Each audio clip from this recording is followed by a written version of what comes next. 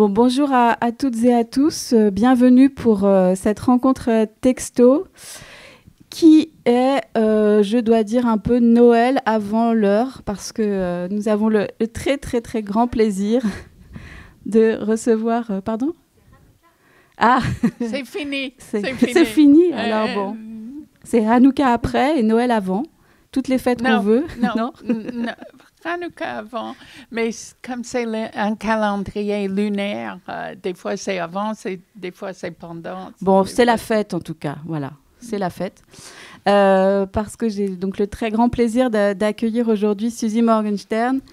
Voilà, alors il y a plein de qualificatifs, la grande dame de la littérature jeunesse, bon, mon écrivain préféré, choses comme ça. On m'a même appelé Papesse. Oui.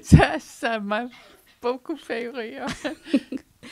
Et donc chaque année, dans les rencontres texto, une place est faite à la littérature jeunesse. Et lorsque nous réfléchissons au programme au mois de juin à peu près, l'équipe avec le service culturel, la communication, Judith Meyer, tous les collègues, on se rencontre et on dit bon, qui avons-nous envie d'inviter ?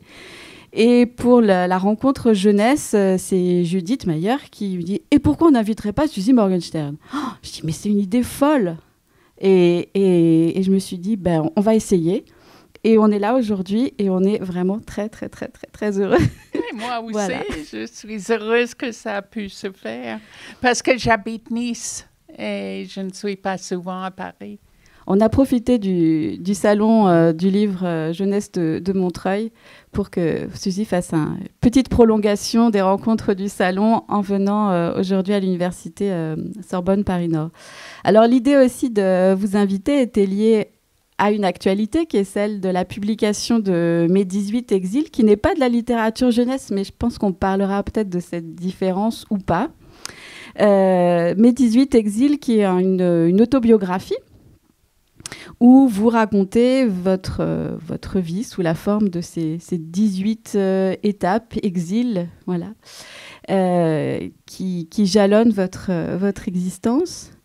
Et l'une des premières questions peut-être que j'aurais envie de vous poser dans ces exils, alors dans ces exils, il y a entrer à l'école, naître, être intello, être amoureuse, mais il y a aussi deux exils qu'on trouve à l'exil numéro 3. Lire et écrire, qui sont mon exil permanent, dites-vous, et constant à partir de mes 7 ans.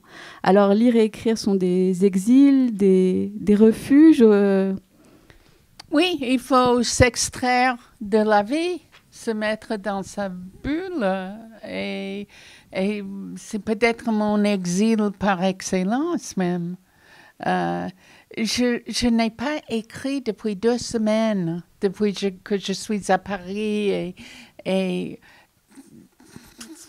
dans une mission suicide très sollicitée.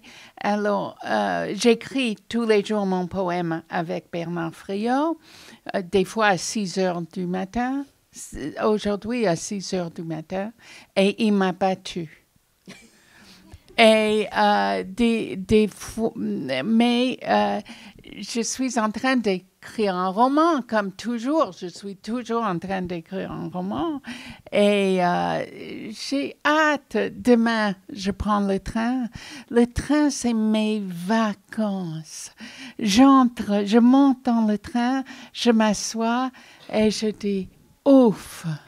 Ouf, je suis tellement bien. Je prends toujours le train pour aller à Nice, jamais l'avion. Et c'est mes vacances, 6 heures de rien. Et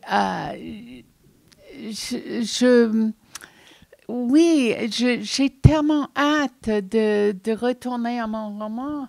Un jour, je n'écris pas, j'ai les droits qui me démangent. Un manque, oui. Je suis une nymphomane de l'écriture. J'écris, je suis une usine. Je crois que j'ai écrit certainement plus que 100 livres. Et il y a 6 livres qui sont sortis cet automne. C'est la folie et avec chaque chose, bon, je suis vieille, je devrais ralentir et au lieu de ralentir, j'accélère parce que on ne sait pas combien de temps on a. Alors, je veux réaliser toutes mes idées avant et je travaille plus que jamais. Et chaque livre appelle encore du travail, encore de sollicitations. Alors, c'est frénétique. Et donc, vous avez dit, vous avez écrit, je crois qu'on a plus de 150 même hein, de livres. J'ai jamais vraiment compté. Et alors, beaucoup des livres de Suzy Morgenstern sont à la bibliothèque, dans le fonds Livre au Trésor. Donc, vous en trouverez une sélection, une petite exposition qui a été vraiment préparée avec beaucoup de cœur et d'enthousiasme par les collègues de la BU. Suzy a fait sa propre petite sélection aussi pour en parler. Mais justement, je sais que sur le processus d'écriture, il y avait des étudiants qui avaient des questions, puisqu'on aborde cette frénésie de l'écriture. Alors, j'espère qu'ils vont bien oser la poser. Mais toutes les questions sont bonnes et toutes les questions sont un moteur pour me faire parler. J'ai besoin de vos questions. Vous vous rappelez vos questions? Moi, je m'en rappelle, mais je vous avais dit, c'est pas moi qui vais les poser à votre place. Ouais, il y avait Léa surtout, je crois. Je la pose pas à votre place. Il faut le micro, c'est ça pour la question, Pierre, ou ça ira? Il faut le micro. Mais du coup, y a-t-il un micro dans la salle? Sinon, je pose la question et puis les questions suivantes, on arrivera. Donc, je sais qu'il y a des étudiants qui se demandaient comment vous écrivez. C'est-à-dire comment vient l'idée d'un nouveau livre, où est-ce que vous travaillez, est-ce que c'est le papier, la feuille, l'ordinateur, est-ce qu'il y a une période de la journée, vous avez dit que vous avez écrit le poème, parce que Suzy me disait juste avant qu'elle échange avec Bernard Friot, qui a été un de nos invités texto il y a quelques années. Et donc, tous les matins, Suzy et Bernard s'envoient un petit poème, voilà, à 6 heures. Sur un mot. Ah, sur un mot, d'accord. Aujourd'hui, c'était interview. D'accord. Hier, c'était moto. Alors, moto, c'était le mot de Bernard et interview, c'était mon mot. Et demain... Il me l'a dit, j'ai oublié, mais je l'ai écrit. Et vous avez 24 heures pour réfléchir au poème? Quand est-ce qu'il vous donne le mot?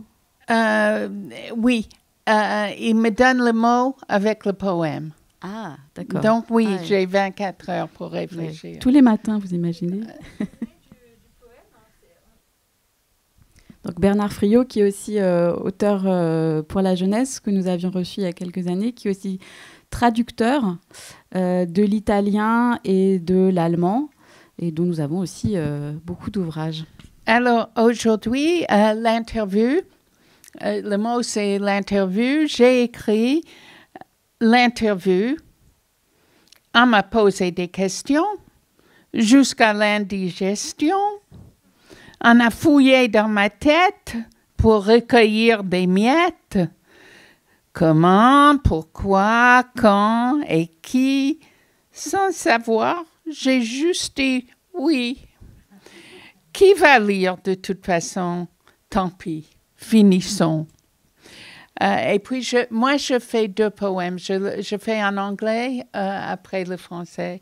Alors, en anglais, c'est « It was no great breakthrough, just a little interview. Where, who, which, and why. Because we live, and then we die. I forgot about when there's no more ink in the pen. » Merci beaucoup, merci. Alors, Bernard, c'est un vrai poète. Et moi, c'est toujours... c'est léger. Mais il y a beaucoup de poésie. Il y a souvent de la poésie dans vos romans ou des chansons. J'adore les rimes. je viens d'écrire tout un livre en rime. Il va sortir en mai. Alors, on ne sait pas. Moi, mon titre, c'était Génie, point d'interrogation. Et puis, l'éditeur veut Je suis un génie. Moi, je suis une génie. Mais toute ma famille a voté pour Je veux être un génie, qui est plus sympa quand même que Je suis un génie. Et c'est chez quel éditeur on a le droit de C'est savoir? Iconoclaste. Ah, l'Iconoclaste aussi. Iconopop, cette collection un peu folle. Alors, même si on n'ose plus, du coup, vous poser la question du comment, mais je la repose puisque les étudiants se l'étaient posée. Comment se passe l'écriture, ce processus d'écriture? Bon, vous allez avoir toutes les réponses. Il y a un autre livre qui sort en mai qui s'appelle « Écrire, c'est respirer ». Et c'est aux éditions Robert, le dictionnaire, qui ne vend plus de dictionnaire et qui essaie de se diversifier. Ils ont demandé à différents écrivains d'écrire leurs secrets d'écriture. Moi, je dis qu'il n'y a pas de secret, il y a juste le travail. Je travaille. Je commence le matin. Je ne fais rien d'autre à part ces 2 semaines suicides. Je me lève le matin et je m'habille. Non, je prends le petit déjeuner, je prends une douche, je m'habille et je me mets au travail. Mon bureau est dans ma cuisine. Alors, à la fin de chaque phrase, je mange quelque chose comme récompense. Et mais je suis là devant l'écran toute la journée. J'ai viré, parce qu'avant, j'écrivais tous les manuscrits à la main dans les cahiers. Et puis, tout d'un coup, j'ai découvert que l'ordinateur corrige quelques-uns de mes milliers et milliers de fautes. Alors, c'est l'ordinateur maintenant. Et même pour mon journal intime, c'est l'ordinateur. Alors, je commence tous les jours par écrire le poème avec Bernard. C'est l'échauffement. Et après, j'écris tous les jours mon journal intime, qui n'est pas du tout intime parce que je l'envoie à une vingtaine de personnes. Mais même quand j'ai commencé à 7 ans, mon journal intime, et je le lisais tous les jours à ma mère. Et ça a toujours été un partage, l'écriture. J'écris pour être lu et pour dire et pour tout ça. Et le journal intime, vous l'écrivez en anglais ou en français? Oui, en anglais, toujours en anglais. Alors, je l'envoie aux gens qui comprennent l'anglais. Je ne conçois pas une autre façon de vivre. J'étais professeur de fac pendant 36, 7, 8 ans. Et j'étais tellement frustrée devant mes étudiants. Je voulais écrire, je les en voulais. Et je faisais passer des interros et moi j'écrivais. J'ai arnaqué ainsi l'éducation nationale pendant 36 ans. Pas vraiment une arnaque parce qu'après il fallait corriger. Mais sur le moment, j'avais tellement envie d'écrire.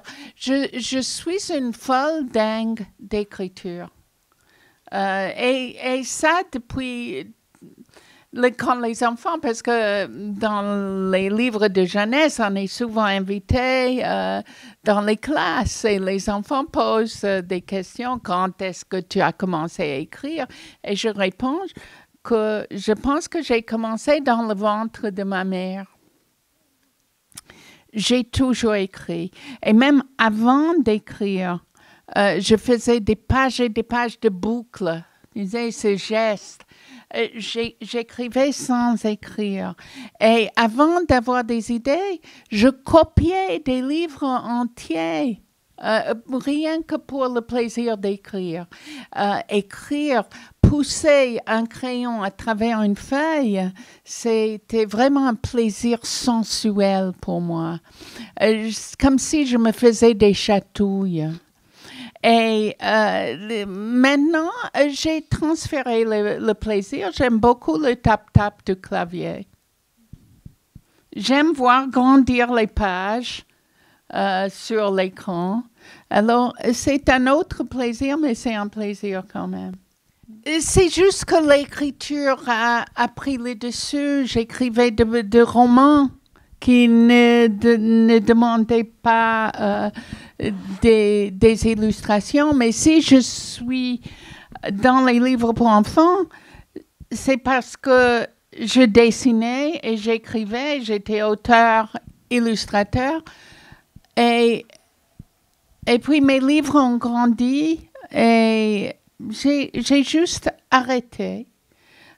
C'était pas très bien accueilli, en marche par le succès. Mais l'écriture marchait mieux que l'illustration. Et j'ai rencontré des illustrateurs tellement extraordinaires que je me trouvais nulle. Alors, c'est pour ça que j'ai arrêté. Je n'étais pas aussi bonne que les illustrateurs avec qui je travaillais. Alors, j'ai arrêté. Je rêve un peu de recommencer. Mais c'est une musculation. L'écriture est une musculation. J'ai peur, maintenant que j'ai arrêté pendant 2 semaines, j'ai peur de recommencer. C'est un sport. Tu cours tous les jours, tu cours. Tu écris tous les jours, tu écris. C'est pas un truc qu'on fait de temps en temps. C'est pas un truc qu'on fait une fois qu'on est à la retraite. Si on veut écrire, il faut écrire. Si on veut courir, il faut courir. Hein? Je fais souvent j'anime des ateliers d'écriture et je n'accepte pas d'échecs. C'est un mot, l'expérience horrible d'aller dans un collège où la prof me dit « Oh, on n'a pas eu le temps de lire votre livre, ça fait vachement plaisir. » Et puis, je lui ai vraiment, et c'est pas tellement ma nature, mais je sais pas, j'ai craqué et je lui ai vraiment passé un savon. Parce que ça coûte cher, je lui dis, ça coûte cher de faire venir un auteur. Et c'est complètement gâché si les enfants n'ont pas lu le livre. Je viens comme une vieille bonne femme devant la classe, au lieu de venir comme un auteur dont ils ont aimé le livre. Et bon, elle m'a dit après ça, mais de toute façon, ils sont nuls. Et quand j'entends ce mot, je deviens folle. Et j'ai dit aux élèves, on va faire un atelier d'écriture, et ça va marcher, et vous allez faire de très belles choses. C'est comme marcher, un mot devant l'autre, comme un pied devant l'autre, et vous allez jusqu'en bas de la page, en marche ou crève. Et ils ont tous réussi. Tu vois? N'importe quoi. C'est la prof qui était nulle, pas les élèves. Je vais vous lire, voilà, un livre pour vous montrer comment on a une idée. Et les enfants posent la question aussi, combien de temps vous mettez pour écrire un livre? Et dans ce cas-là, c'est 1 demi-heure. Le livre s'appelle « Pas de bol ». C'est une histoire de bol. Maman met 2 bols sur la table. Les 2 bols sont exactement pareils. Autant de centimètres, autant de millimètres. 2 bols exactement pareils. Ni beau, ni laid, simplement utile et léger pour les céréales et le lait. Le petit déjeuner est prêt. Yo-Yo arrive la première et prend l'un des 2 bols. Nono entre tout de suite après. Il regarde le bol dans les mains de Yo-Yo. Il dit « C'est mon bol !» Les 2 bols sont identiques. Nono essaie d'arracher le bol des mains de Yo-Yo. Yo-Yo hurle « C'est mon bol, maman! C'est mon bol! » Mais quelle différence, gémit maman. Ils sont pareils. Laisse-le lui. Yo-Yo ne veut pas l'autre bol. Mais elle sait que son petit frère pleure et que personne ne supporte ses cris. Elle sait qu'il faut s'aider. Il a gagné. Elle a perdu. Elle boude. Ce n'est pas seulement une histoire de bol. Les 2 bols se remplissent de céréales croquantes et croustillantes. Mais Yo-Yo n'a plus faim. Elle veut l'autre bol. Les flocons sont dans le bol, qui n'est pas son bol. Maman ajoute du lait dans les 2 petits territoires, 2 pays, 2 ennemis. Ce n'est pas simplement une histoire de bol, c'est une histoire de guerre. Yo-Yo regarde le bol devant Nono. Nono fête sa victoire avec de grandes bouchées de céréales. Il proclame la bouche pleine. C'est mon bol. Yo-Yo à pas de loup glisse ses mains vers le bol que Nono dit être le sien. Et hop, le lui prend. Maman ferme les yeux puis les ouvre. Elle ne voit pas les enfants sages et géniaux dont elle rêve. Elle voit 2 guerriers féroces, 2 monstres préhistoriques, 2 chasseurs impitoyables. Elle voit aussi, hélas, 2 enfants normaux. Elle saisit les 2 bols pleins de céréales et de lait et elle les vide sur les 2 têtes. Ce n'est pas une histoire de bol, c'est une histoire d'amour. Je ne sais pas si vous voyez, mais c'est ma fille, votre collègue, qui nettoie les céréales et le lait. J'ai écrit ce livre quand mes petits-enfants étaient tout petits. C'est Yo-Yo, elle a 27 ans, elle se marie en juin. Et ça, c'est Nono, qui a 24 ans. Il vient de se faire opérer du genou après un accident. Et je bénéficie de sa présence cette semaine parce qu'il vit chez maman-papa après l'opération. Alors, ils sont venus chez moi à Nice. Voilà le démarrage d'une idée. J'ai acheté 2 bols exactement pareils parce que je les connais. 2 bols exactement pareils et je ne croyais pas qu'il puisse faire ce cinéma pour 2 bols exactement pareils. Et puis je me suis rendu compte que c'est ça la guerre. Et c'est mon livre sur la guerre. C'est moi, c'est pas la maman. On a transposé, on a mis la maman, mais c'était pas la maman qui a versé le lait et les céréales sur les deux têtes d'ange. C'est la gentille grand-mère. Et j'étais excédée. Et parce qu'il y a ce proverbe tellement merveilleux, qui aime bien, châtie bien. Hein? Et pourquoi c'est une histoire d'amour? Parce que je savais qu'il allait falloir que je lave les têtes, les pyjamas et par terre si je faisais ça. Mais je voulais marquer le ridicule de la chose. Et puis, je me suis assise et j'ai écrit cette histoire en une demi-heure. Il y a très peu de mots. Mais on a mis des années pour le faire publier. Parce que c'est illustré par des photos. Et c'est rare.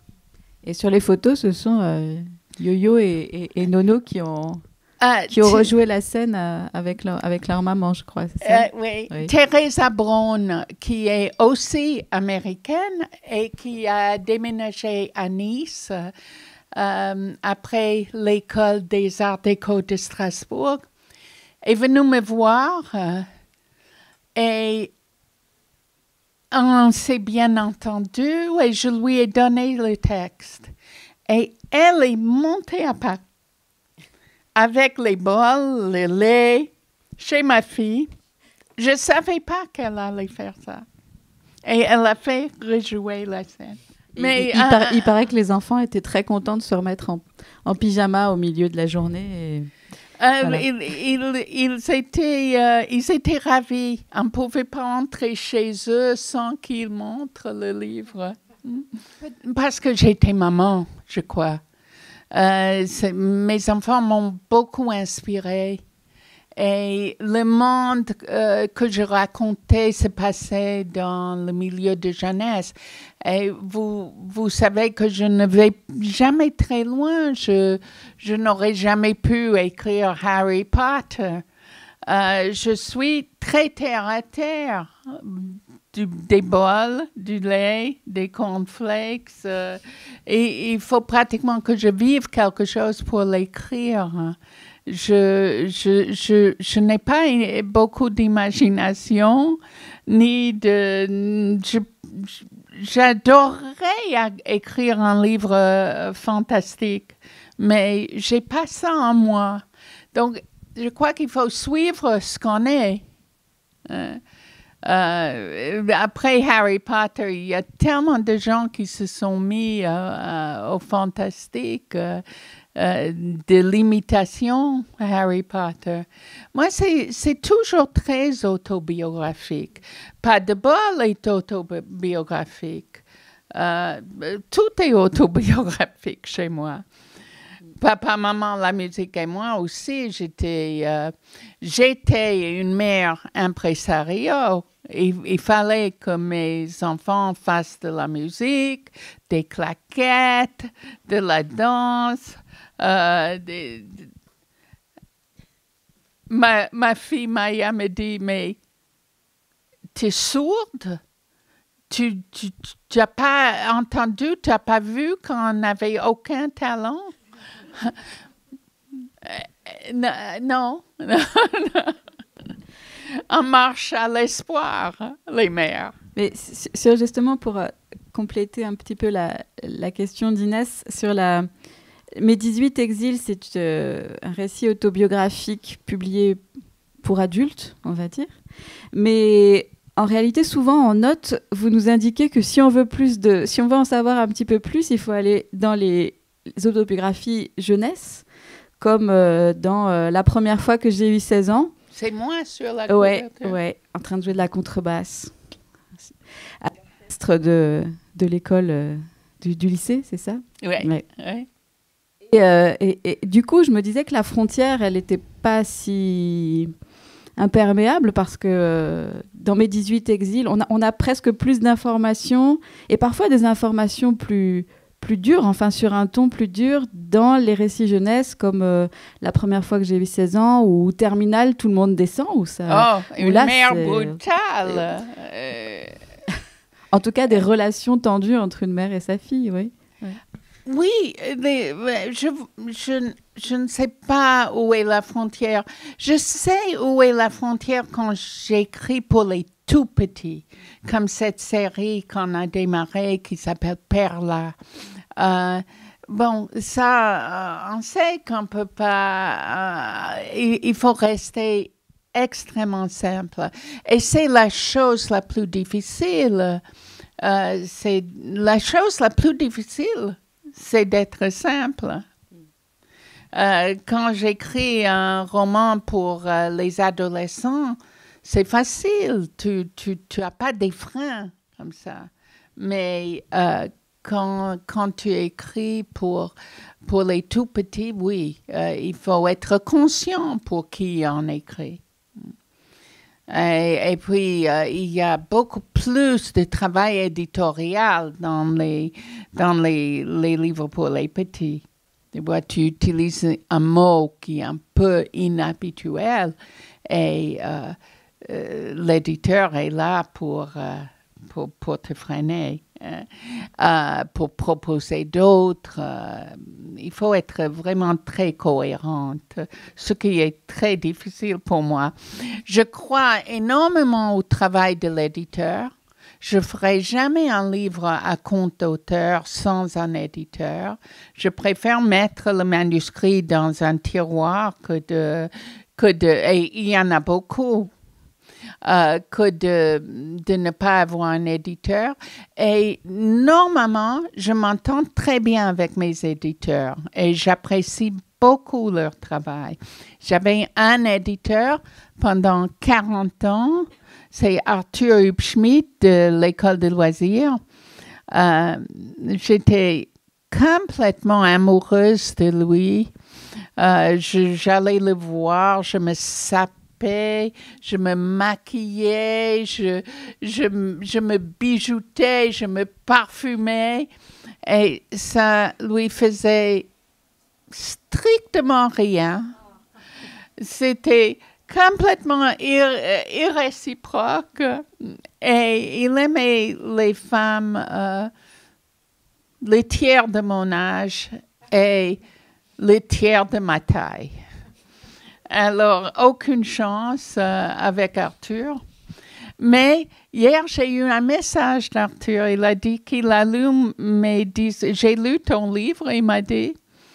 Et il a dit, j'ai adoré. Et j'ai jamais eu un compliment d'Arthur pour les livres qu'il a édités.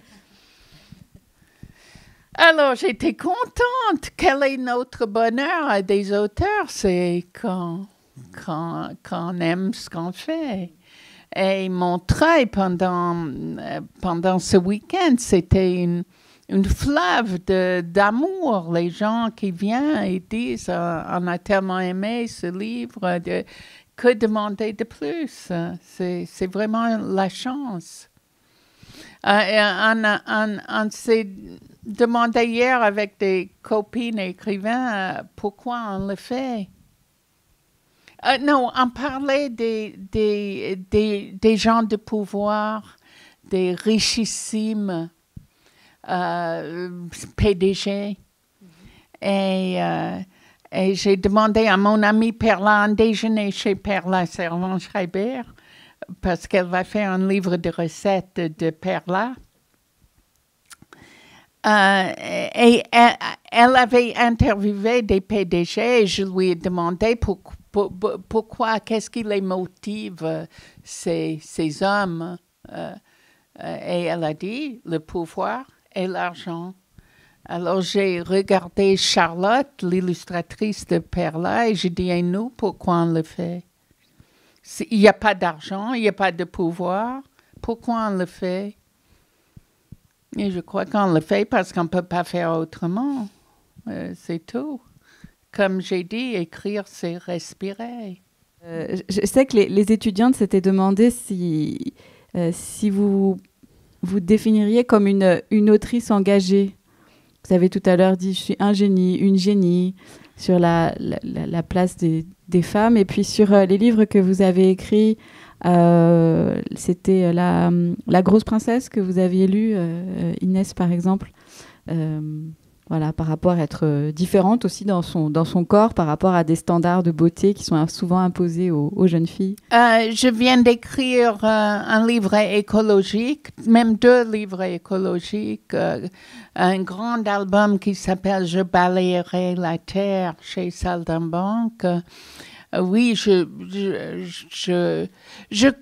crois que je suis doucement engagée.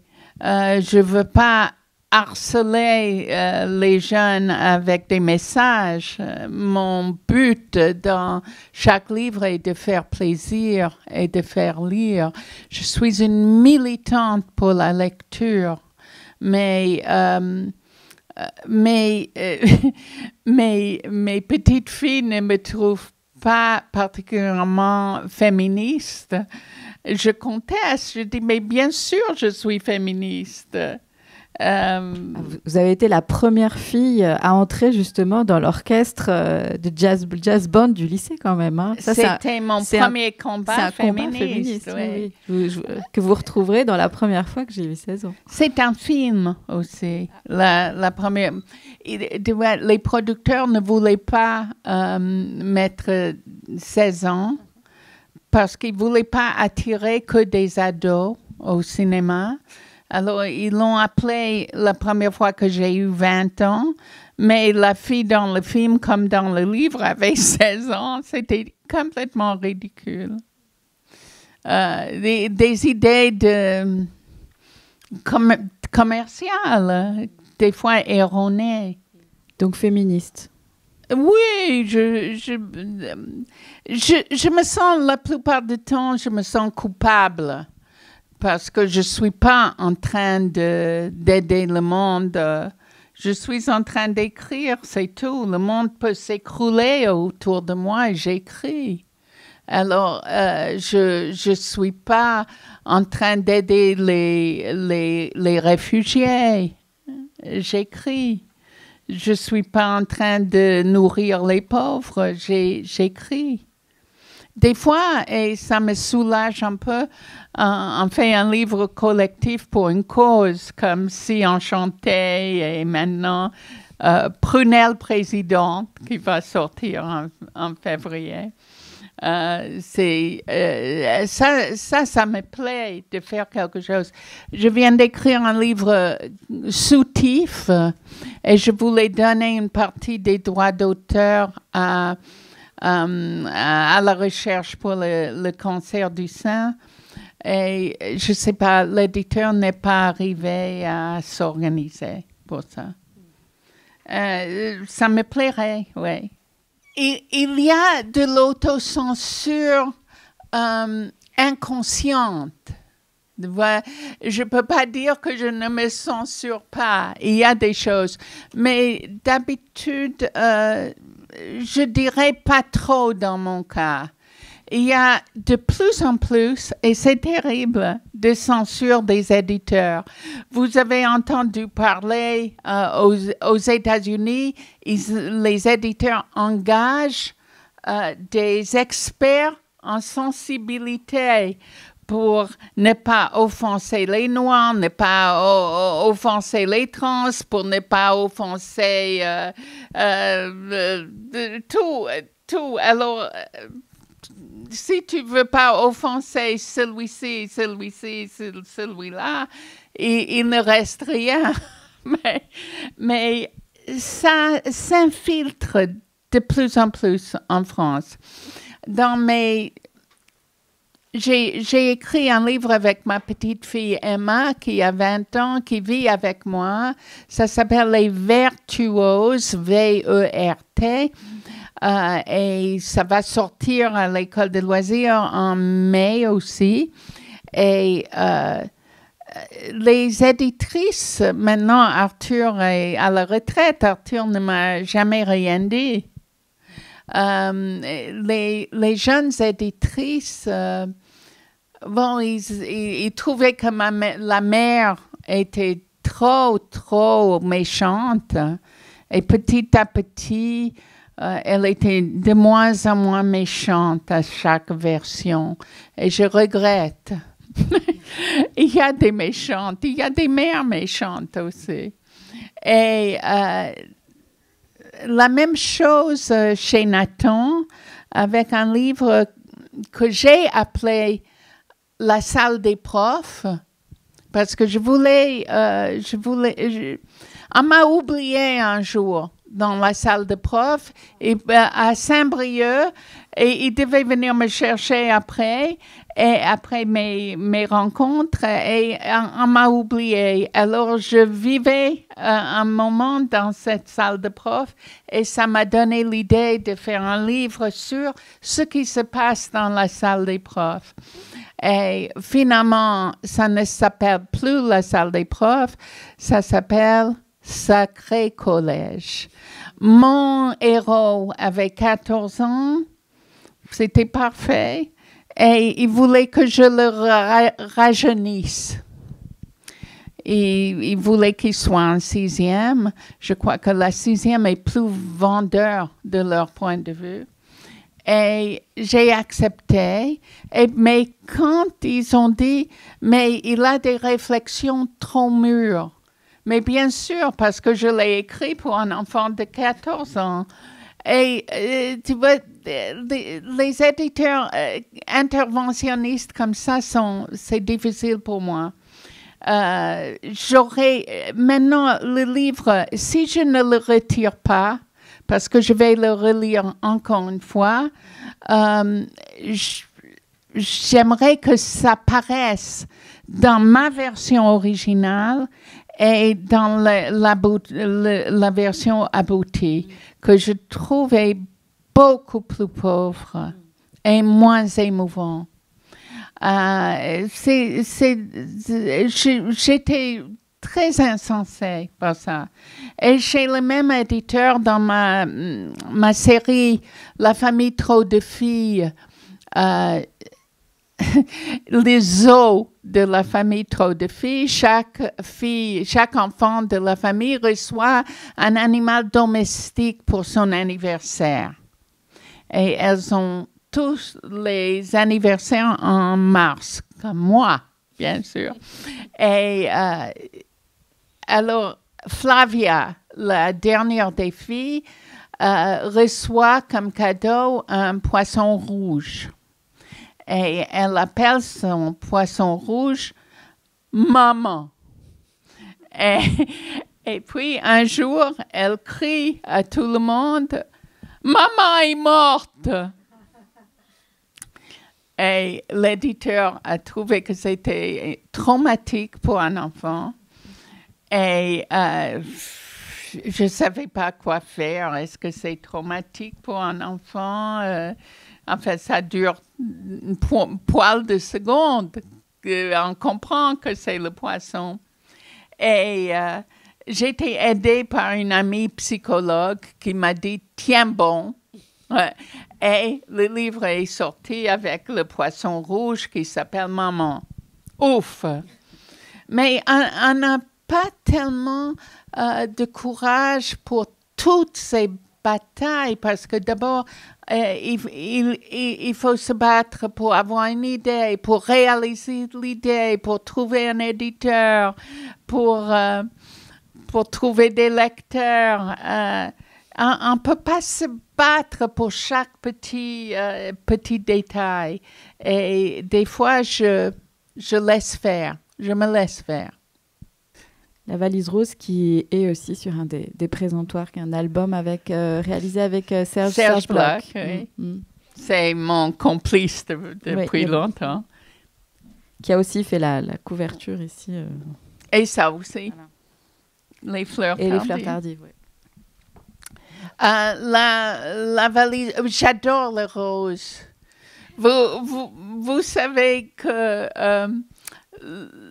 l'écrivain anglaise qui s'appelle Barbara Cartland était toujours habillée en rose. Et moi, je suis souvent habillée en rose. Et Marie-Aude Muraille m'a dit que j'étais la Barbara Cartland de la littérature française. Mais c'était pas innocent le choix de Rose parce que la grand-mère donne une valise rose à un garçon dans une famille traditionnelle et puis comment donner une valise rose à un garçon. Oui, c'était mon but. Et ce bébé adore sa valise rose et puis il grandit avec sa valise rose et la mère est indignée de voir que l'enfant aime le cadeau rose de son ennemi, sa belle-mère. C'est une histoire de belle-mère, une histoire de belle-mère, belle-fille. Tous les cas de figure. Des fois, j'ai le titre « La sixième ne pouvait pas être autre chose ». Lettre d'amour de 0 à 10, c'était très dur parce que mon titre était Lettre morte. Et j'aimais beaucoup Lettre morte, mais l'éditeur Arthur a dit jamais de la vie. Et tout de suite, j'ai dit, OK, Lettre d'amour. Mais comme il y a beaucoup de livres qui s'appellent Lettre d'amour, il fallait ajouter de 0 à 10. Souvent, c'est un brainstorming pour un titre. Mon mari trouvait beaucoup de mes titres. La mère Locke. La mère Locke. Ou quelle est la télé, les deux moitiés de l'amitié. Ça, c'était tout mon mari. Pour Papa, Maman, la musique et moi, mon titre était... Blanche, noire, croche et soupir. C'était beau, ça. Ah ouais, c'était bien, ouais. Et puis, j'aimais pas l'allusion à Papa, Maman, la bonne et moi. Et mais c'est l'éditeur qui décide. L'éditeur a l'emprise sur le titre. Les mois de négociation avec l'éditeur pour un livre qui s'appelle La langue, que j'ai écrit avec ma fille linguiste, c'est pour montrer comment un bébé apprend à parler. Et des listes et des listes, des centaines de titres.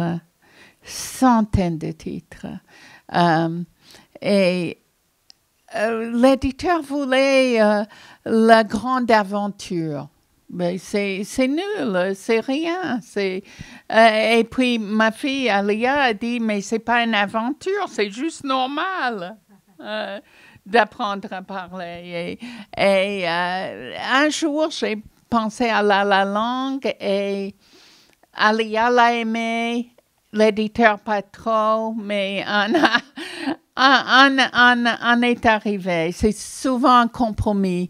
Il y a beaucoup de compromis, comme dans un couple. Ah oui, c'est mon épice préférée, oui, c'est l'humour. Et vous êtes conscient qu'il n'y a jamais un prix... Un prix littéraire pour un livre humoristique parce que les gens estiment que c'est pas sérieux, alors que c'est tellement plus difficile de faire rire que de faire pleurer. Faire pleurer, c'est facile. Tu fais mourir quelqu'un, un enfant qui a une maladie. Alia, ma fille, a travaillé sur l'acquisition de l'humour chez l'enfant. Comment un enfant vient à l'humour. C'est pas donné à tout le monde. C'est pas tout à fait inné. Si la langue est innée, l'humour n'est pas tout à fait. Mes enfants détestaient quand je faisais l'humour sur leurs graves problèmes, comme dans Terminal, tout le monde descend, elle a une 4. Elle revient de l'école, du lycée, en pleurant des rivières et des océans. Et je dis, mais qu'est-ce que s'est passé? Je pensais qu'elle a été violée ou blessée. Et puis, elle ne voulait pas me le dire. Et je dis, mais quoi? Et puis, finalement, elle me dit, j'ai eu 4. 4 sur 20. Et sa vie était finie.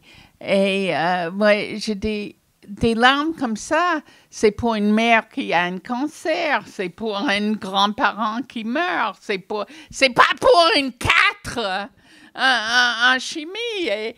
Mais c'était j'avais tort parce que c'était tellement important pour elle. Mais elle n'aimait pas mon humour. Et je crois que c'est peut-être les ados en général n'aiment pas, devant la gravité de leur vie et leurs problèmes, qu'on fasse l'humour. J'ai eu tort, peut-être, de rire de leurs problèmes.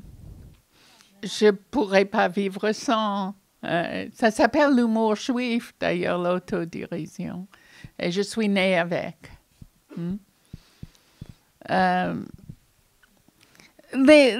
Pour vous dire, mes 18 exils a eu beaucoup d'attention des médias, plus que tous mes 150 livres de jeunesse combinés. J'ai eu tout. J'ai eu toutes les télés, toutes les radios, toute la presse pour mes 18 exils. J'ai eu droit à un attaché de presse. J'ai eu 5 à 6 interviews par jour pendant 3 semaines à Paris.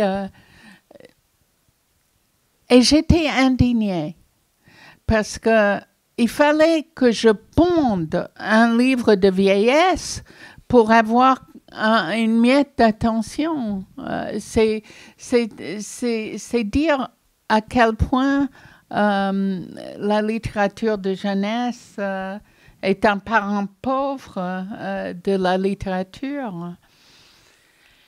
Alors que pendant que j'avais tous ces interviews, Jean-Claude Morleva a eu le plus grand prix de littérature de jeunesse au monde, qui est considéré comme le petit Nobel. Un Français a eu ce prix. Il y a peut-être un Français dans un siècle qui aura ce prix. D'ailleurs, je lui ai écrit en disant « T'es un beau salaud ». Personne d'autre ne peut l'avoir maintenant.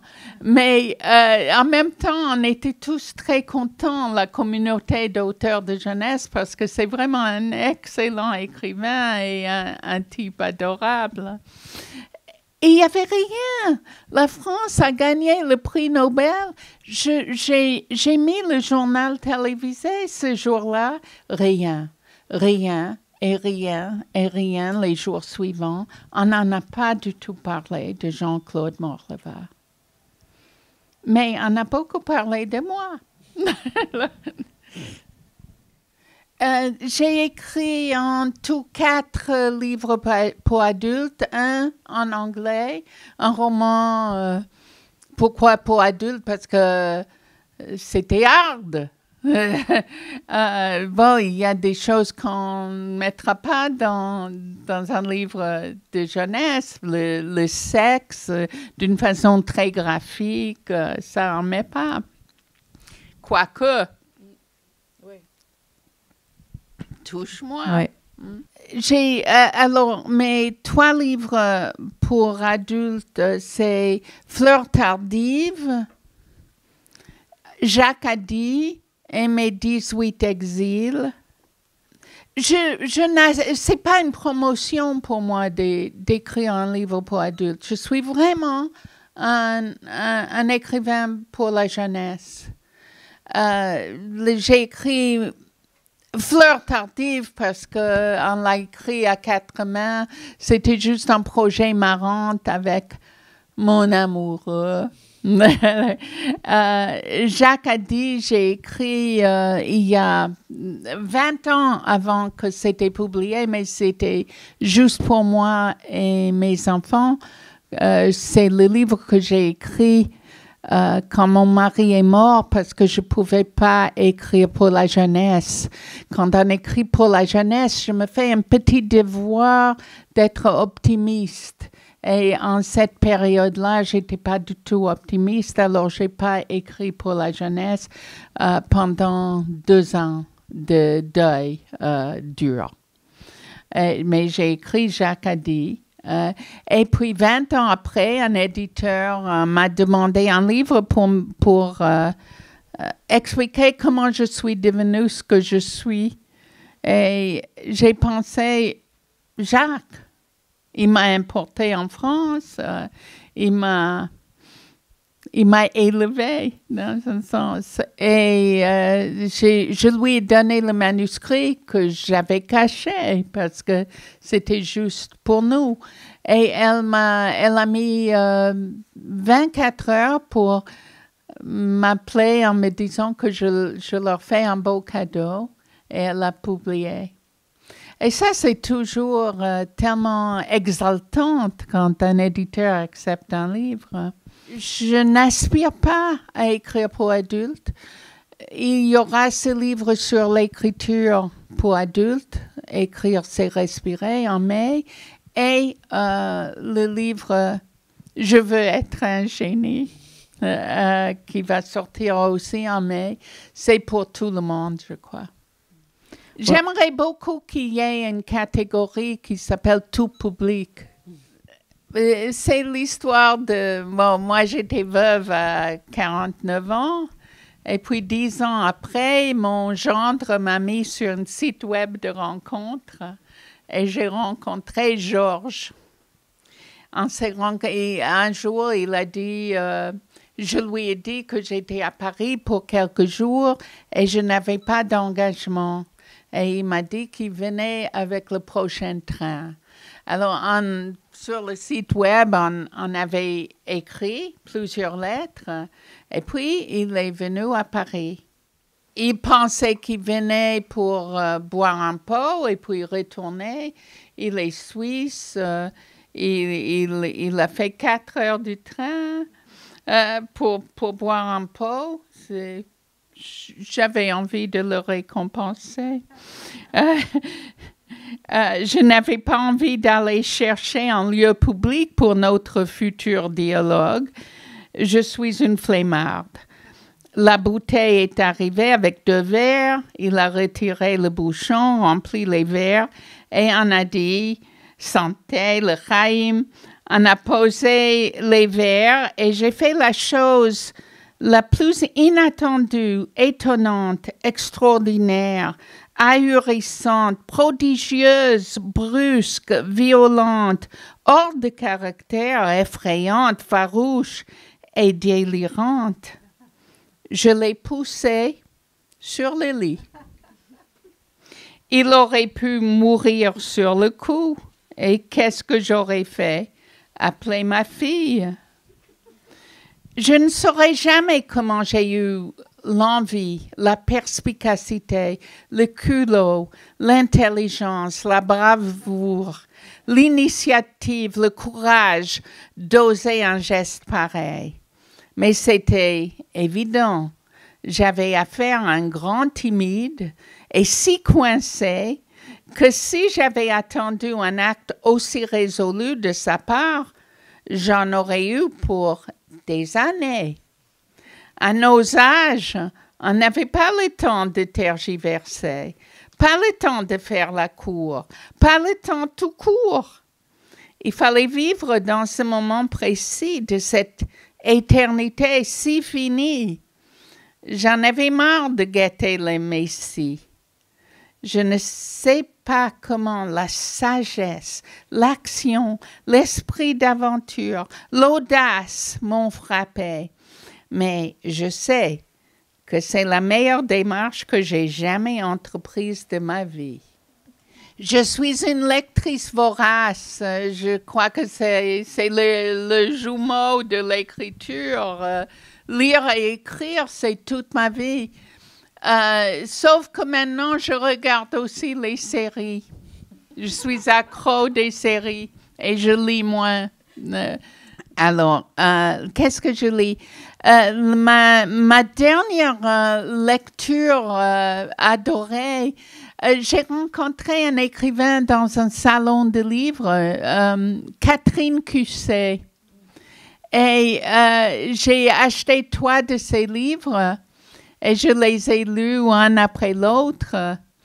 Je lui ai écrit pour dire combien j'aimais ses livres, peut-être parce qu'elle a vécu si longtemps en Amérique qu'elle avait quelque chose de littérature américaine et française. Je lui ai écrit, comme elle parlait l'anglais, je lui ai envoyé mon journal intime et elle a tellement aimé mon journal intime qu'elle a commencé son journal intime pour la première fois de sa vie. Et elle m'envoie le sien tous les jours et moi, je l'envoie le mien tous les jours. Et on est devenus très amis. Elle est venue dîner chez Alia l'autre soir. Et tu vois, la lecture, ça peut être aussi les rencontres. C'est des rencontres. Bien sûr, tout le monde le sait que mon idole, à part Shakespeare, c'est Philippe Roth, qui est né dans la même ville que moi. Je rêvais de le rencontrer. Et la semaine où il est mort, j'ai décidé enfin de demander à Gallimard, son éditeur, et un peu mon éditeur, de nous faire connaître. Et puis il est mort. J'ai lu les livres de Claire Castillon qui sont excellents. Je suis très complexée par rapport à elle parce que c'est tellement profond et grave et sérieux et je me trouve terriblement bisounours à côté. J'ai interviewé à Montreuil Anna Volz, que je vous recommande fortement. C'est un écrivain de jeunesse hollandaise. Son dernier livre traduit en français s'appelle Alaska. Et j'ai lu tous ses livres traduits parce que je ne lis pas le hollandaise. Je me rends compte en vous racontant combien de travail c'est. Tu vois, on te demande gentiment d'interviewer un auteur et puis tu passes des heures et des heures et des heures à lire tous ses livres. Tu participes gentiment à une table ronde et il faut lire tous les autres. C'était une table ronde animée par Sophie van der Linden. C'était sur le corps des adolescents. Et il y avait aussi un livre de Natassia Rugani, Je serai vivante sur un viol. Et c'était dur. Les gens ne se rendent pas compte ce que c'est la lecture d'un manuscrit.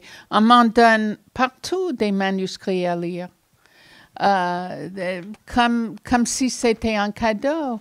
C'est tellement de temps. Et je voulais vous l'offrir pour travailler dessus pour ceux qui veulent être éditeurs. Et vous demander d'écrire des lettres de rejet ou d'acceptation et de me les montrer. Est-ce que ça peut être un projet pour vous? Je pense, oui. Je le lisais hier soir, juste, et puis je dis, je vais rencontrer des futurs éditeurs. Ça peut être, peut-être vous allez changer d'avis et ne plus vouloir être éditeur, parce que là, c'est un métier de lecture. Et la lecture, c'est long à lire.